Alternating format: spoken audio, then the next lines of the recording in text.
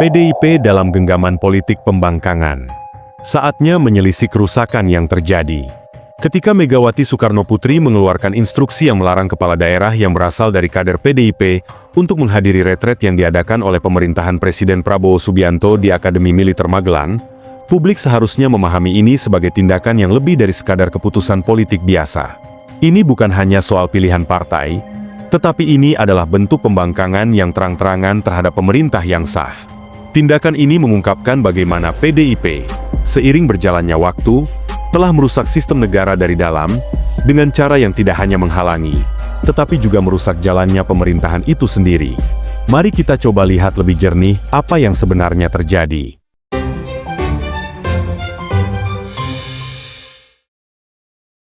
PDIP tampaknya masih terperangkap dalam kegagalan mereka pada Pilpres 2024. Sebagai partai besar yang tidak bisa menerima kenyataan kekalahannya, mereka justru lebih sibuk mencari-cari alasan atau menyalahkan pihak lain ketimbang melakukan evaluasi diri. Mereka tidak lagi berperan sebagai oposisi yang konstruktif dan kritis, melainkan lebih cenderung menjadi kelompok yang merasa memiliki hak untuk menentukan siapa yang layak memimpin negara ini, seolah-olah mereka adalah penguasa sejati. Megawati, dengan sikap otoriternya, menginstruksikan para kepala daerah kader PDIP untuk memboikot acara retret kepala daerah. Alasan yang dikemukakan seolah-olah ini merupakan langkah untuk melindungi PDIP dari tekanan politik. Namun, kenyataannya, tindakan ini lebih mirip sikap kekanak-kanakan yang merasa kecewa karena tidak mendapatkan perhatian yang diinginkan. Kita perlu merenungkan sejenak. Kepala daerah yang terpilih melalui proses demokrasi seharusnya bertindak sebagai pelayan rakyat. Namun, yang terjadi adalah PDIP berusaha memastikan bahwa para kepala daerah ini tetap berada di bawah kendali partai, bukan untuk rakyat. Hal ini menunjukkan adanya penyimpangan dalam konsep demokrasi yang mereka usung. Demokrasi yang mereka jalankan seakan-akan hanya digunakan untuk meraih kekuasaan. Namun begitu kekuasaan itu hilang, mereka berubah menjadi kelompok yang siap mengguncang stabilitas politik dengan cara-cara yang tidak sehat. Instruksi dari Megawati ini juga sejalan dengan kasus hukum yang tengah membelit salah satu tokoh PDIP, Hasto Kristianto. PDIP dengan percaya diri membangun narasi bahwa kasus ini merupakan rekayasa politik yang ditunggangi oleh pemerintahan Prabowo Gibran. Ironisnya, mereka lupa bahwa KPK yang saat ini masih beroperasi adalah hasil dari revisi UU KPK yang mereka sendiri setujui ketika mereka berkuasa. Ketika KPK menindak lawan politik mereka, itu dianggap sebagai penegakan hukum yang benar. Namun ketika Hasto terseret kasus, mereka segera mengganti narasi menjadi soal kriminalisasi. Standar ganda semacam ini dengan jelas menunjukkan bahwa PDIP tidak benar-benar peduli pada supremasi hukum. Yang mereka pedulikan adalah bagaimana hukum dapat dikendalikan untuk kepentingan politik mereka sendiri. Jika mereka merasa tidak bersalah, seharusnya mereka tidak perlu takut menghadapi proses hukum dengan kepala tegak. Kenapa harus membangun narasi besar tentang konspirasi politik? Bukankah lebih baik jika mereka menjalani proses hukum dengan jujur dan terbuka, seperti yang selama ini mereka tuntut dari pihak lain? Instruksi Megawati ini jelas bukan tindakan politik biasa. Ini merupakan sinyal bahwa PDIP tengah membangun tembok pemisah antara para kadernya dan pemerintahan Prabowo Gibran. Tujuannya adalah untuk mencegah kader-kadernya terlibat dalam usaha yang dapat mempererat hubungan antara pemerintah pusat dan daerah. Dengan demikian, PDIP secara langsung menghalangi upaya pemerintahan Prabowo dalam menciptakan sinergi antara kepala daerah dan pusat. Tindakan ini bukan hanya menunjukkan ketidakdewasaan, tetapi juga berpotensi berbahaya. Ini adalah sabotase politik yang nyata. Jika kita berpikir lebih luas, kepala daerah seharusnya menjadi perpanjangan tangan dari rakyat di daerah, dan pemerintah pusat bertanggung jawab untuk mengoordinasikan pembangunan nasional. Lantas, apa sebenarnya peran partai politik setelah pemilu selesai? Mereka seharusnya menjadi mitra yang konstruktif dan kritis, bukannya malah menjadi penghalang. PDIP sedang bermain dengan api. Mereka mengajak para kader untuk lebih setia pada partai daripada pada kepentingan rakyat. Ini merupakan pengkhianatan terhadap demokrasi itu sendiri. PDIP telah menempatkan orang-orang yang loyal kepadanya di berbagai posisi penting, seperti di legislatif, eksekutif, hingga lembaga negara lainnya. Ketika mereka berkuasa, mereka mengatur sistem supaya menguntungkan mereka. Namun, begitu kekuasaan itu hilang, Mereka masih berusaha menghalangi jalannya pemerintahan. Contohnya, mereka terus berusaha menciptakan ketidakstabilan politik sejak pemilu 2024 selesai. Mereka mulai dengan tuduhan pemilu yang curang, menyebarkan rumor bahwa pemerintahan Prabowo adalah hasil rekayasa, hingga memainkan isu hukum untuk menciptakan pandangan negatif di mata masyarakat. Sebenarnya, mereka tidak peduli dengan demokrasi. Yang mereka pedulikan hanyalah kekuasaan. Begitu mereka kehilangan kekuasaan, mereka berusaha menciptakan kekacauan. Instruksi Megawati ini adalah puncaknya. Ini bukan sekadar larangan untuk mundur, tapi pesan kepada seluruh kader PDIP bahwa mereka harus setia kepada partai, bukan kepada rakyat. Sudah terlalu lama PDIP dibiarkan merusak sistem dari dalam. Saatnya kita melihat mereka dengan jujur, bukan sebagai partai yang memperjuangkan rakyat, tetapi sebagai partai yang lebih mengutamakan kepentingan mereka sendiri, bahkan dengan cara merusak stabilitas pemerintahan yang sah. Instruksi Megawati ini adalah peringatan bagi kita semua. Ini menunjukkan bahwa PDIP tidak akan berhenti berusaha hingga mereka kembali berkuasa. Mereka akan terus menggoyang, memprovokasi, dan menghalangi jalannya pemerintahan Prabowo Gibran. Apakah kita akan terus membiarkan ini? Apakah kita akan diam saja ketika sebuah partai mencoba menjadikan negara sebagai alat untuk kepentingan mereka? Kini saatnya untuk bertindak tegas. Pemerintahan Prabowo Gibran harus melihat langkah PDIP ini sebagai ancaman serius dan segera mengambil tindakan yang diperlukan. Jika tidak, mereka bisa saja terus merusak negara ini hingga tak ada lagi yang tersisa untuk diperjuangkan. Ini adalah era baru dalam politik Indonesia, dan kita tidak boleh membiarkan permainan kotor ini terus berlanjut. PDIP sedang memainkan strategi lama mereka, menjadi korban saat kalah dan menjadi tiran saat berkuasa. Jika kita melihat sejarah politik Indonesia, pola ini selalu berulang.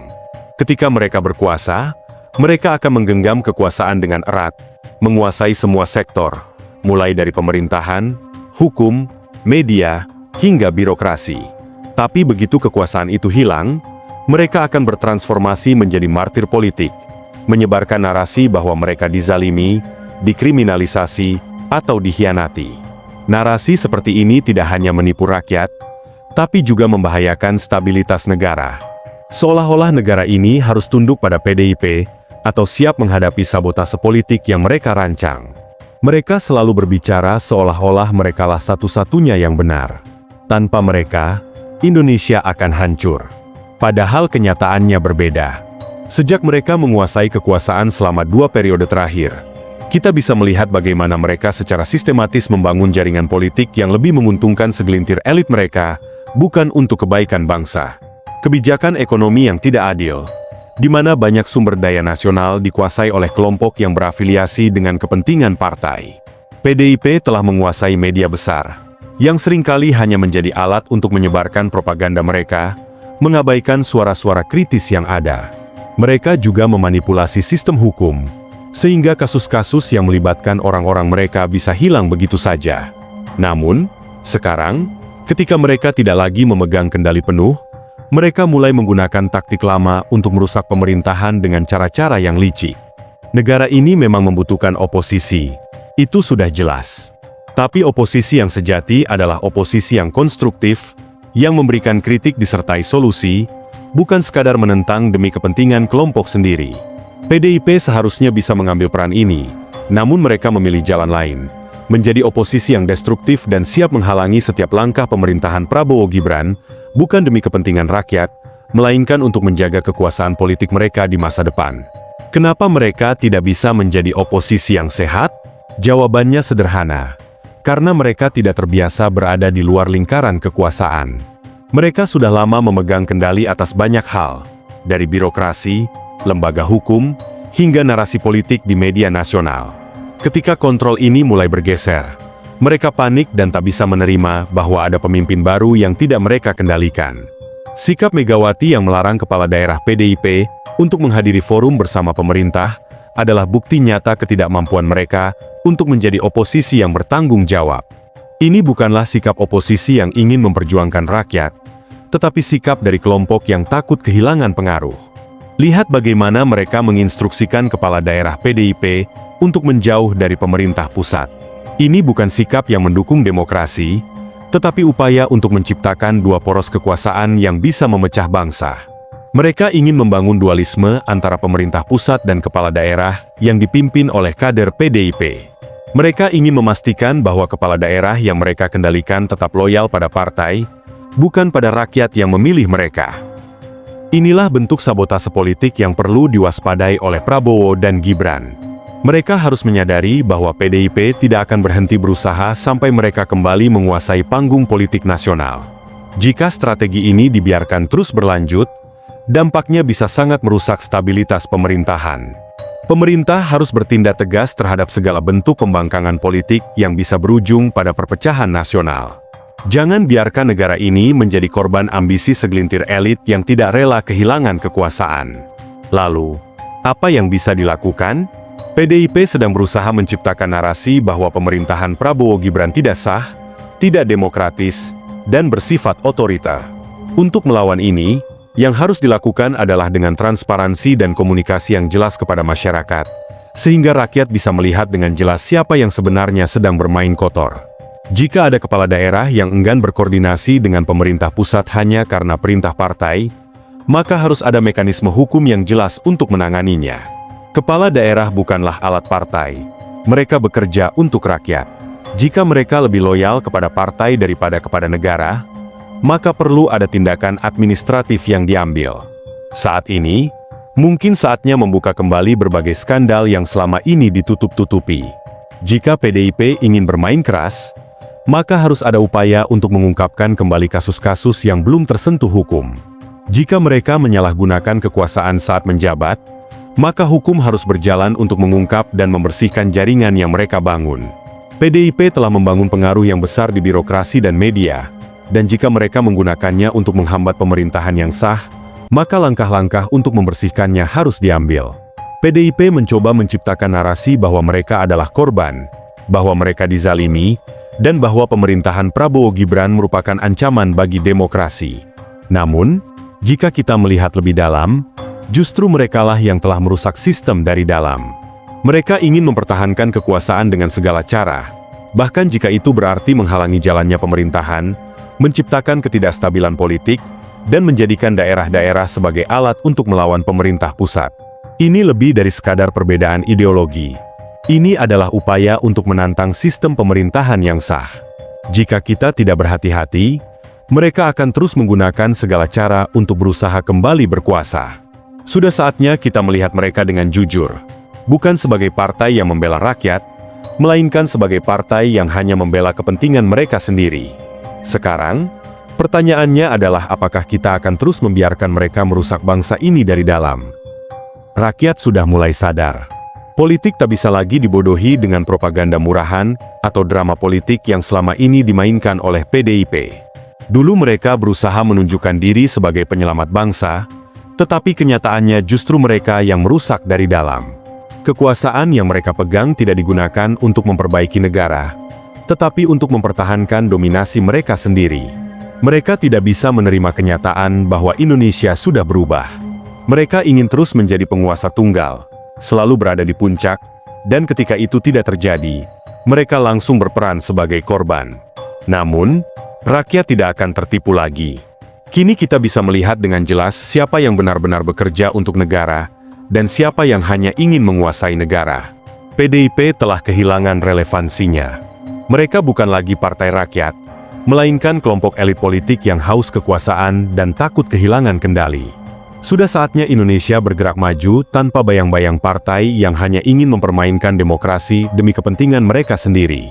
PDIP sekarang berada dalam kondisi panik. Mereka tidak lagi bisa mengendalikan kekuasaan seperti dulu. Kejayaan mereka perlahan runtuh, dan yang lebih menyakitkan bagi mereka, ini bukan karena kekuatan luar, tetapi karena keserakahan dan arogansi mereka sendiri. Lihat saja bagaimana mereka merespons pemerintahan Prabowo Gibran. Mereka tidak bersikap sebagai oposisi yang cerdas dan konstruktif, tetapi malah bertingkah seperti anak kecil yang kehilangan mainannya. Melarang kepala daerah kader mereka untuk ikut dalam retret kepemimpinan di Akademi Militer bukanlah langkah politik yang cerdas, melainkan tindakan yang penuh keputusasaan.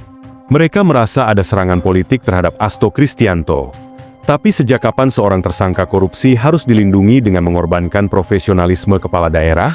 Sejak kapan hukum bisa dikesampingkan demi kepentingan partai? Ingatlah, PDIP adalah partai yang selama ini paling keras berbicara soal demokrasi, hukum, dan keadilan. Tapi saat kadernya terjerat kasus, mereka menjadikan hukum sebagai alat politik. Ini adalah standar ganda yang sangat jelas. Mereka mengklaim diri sebagai partai demokratis. Namun merekalah yang selama ini merusak demokrasi dari dalam. Ingat bagaimana mereka memanipulasi aturan untuk kepentingan mereka sendiri? Ingat bagaimana mereka mencengkram lembaga-lembaga negara demi mempertahankan kekuasaan mereka? Sekarang, ketika kekuasaan itu mulai terlepas, mereka bagaikan singa terluka yang mengaum ke sana kemari, berusaha menakut-nakuti siapa saja yang berani melawan. Namun, rakyat tidak bodoh. Rakyat kini sudah semakin menyadari bahwa selama ini PDIP hanya peduli pada satu hal, kekuasaan. Ketika mereka berkuasa, mereka bebas mengatur segala sesuatu sesuai keinginan mereka. Namun, ketika kekuasaan itu mulai hilang, mereka mulai menyebarkan ketakutan dan memainkan peran sebagai korban. PDIP mencoba tampil sebagai pahlawan demokrasi. Padahal sebenarnya mereka hanya elit politik yang ketakutan dan kehilangan kontrol. Indonesia tidak lagi membutuhkan PDIP. Era mereka sudah berakhir. Saatnya bangsa ini melangkah maju tanpa dipengaruhi oleh partai yang hanya bisa berbicara soal demokrasi, tetapi justru menindas demokrasi demi kepentingan pribadi. Karma politik sedang terjadi dan PDIP tidak bisa menghindarinya. Selama bertahun-tahun mereka memperdaya rakyat dengan janji manis dan menciptakan citra sebagai partai wong cilik. Padahal kenyataannya mereka hanya peduli pada kekuasaan. Sekarang, rakyat sudah mulai sadar, dan mereka yang dulu dimanfaatkan oleh PDIP kini mulai melawan. PDIP tidak pernah benar-benar membela rakyat. Mereka hanya menggunakan rakyat sebagai alat untuk mempertahankan dominasi politik mereka. Sekarang, saat mereka tidak lagi memegang kekuasaan penuh, mereka panik. Mereka mencoba bertingkah seperti oposisi yang hanya tahu merajuk dan mencari-cari kesalahan orang lain. Mereka bahkan kehilangan akal sehat dan memerintahkan kepala daerah kader mereka untuk membangkang terhadap pemerintah pusat. Ini bukan lagi politik, melainkan tindakan yang merusak demokrasi. PDIP selalu berbicara tentang demokrasi, tapi mereka sendiri yang tidak bisa menerima hasil dari demokrasi itu. Ketika hasilnya tidak menguntungkan mereka, mereka mengklaim adanya konspirasi. Sekarang rakyatlah yang akan menentukan nasib PDIP. Mereka akan dihukum bukan oleh lawan politiknya, tetapi oleh rakyat yang selama ini mereka abaikan. Rakyat tidak membutuhkan partai yang hanya tahu menciptakan drama dan konflik. PDIP harus merasakan karma politik mereka. Ini baru awal dari kejatuhan mereka. Semakin mereka melawan arus sejarah, semakin cepat mereka akan tenggelam. PDIP jelas bukan penyelamat negeri, melainkan justru perusak negeri ini. Mereka berlindung di balik jargon demokrasi dan kepentingan rakyat. Padahal yang mereka perjuangkan hanyalah kekuasaan mereka sendiri. Saat berkuasa, mereka mengendalikan hukum, menekan lawan politik, dan memastikan semua kebijakan berpihak pada kepentingan mereka. Namun, begitu kekuasaan itu mulai terlepas, mereka langsung berteriak tentang kriminalisasi, otoritarianisme, dan pembungkaman demokrasi. Sangat ironis. Ketika KPK memburu koruptor dari partai lain, mereka mendukung, tapi begitu kader mereka sendiri terjerat kasus, mereka menuduh ada kepentingan politik. Sekarang, rakyat semakin sadar. Tidak ada lagi tempat bagi partai yang hanya tahu merusak negeri ini dari dalam, yang hanya memecah belah, menciptakan konflik, dan mempertahankan kekuasaan dengan cara-cara kotor. PDIP boleh terus berusaha melawan takdir mereka, tetapi waktu mereka sudah habis. Mereka bukan lagi partai rakyat, melainkan partai elit yang haus kekuasaan.